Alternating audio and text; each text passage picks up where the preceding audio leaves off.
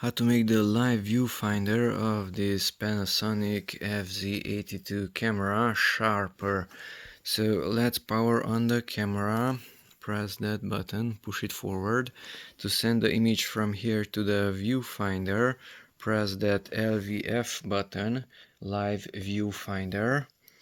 Okay, and if the image up here is not sharp, using this camera the image tends to be sharp always, but with your own eyes you can see a different picture.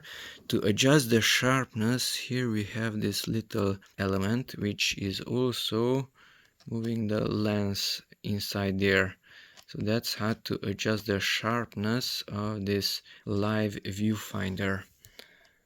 Now the image should be sharper or blurrier. Okay, and LVF, the image is brought back here. Okay, and now we can power it off.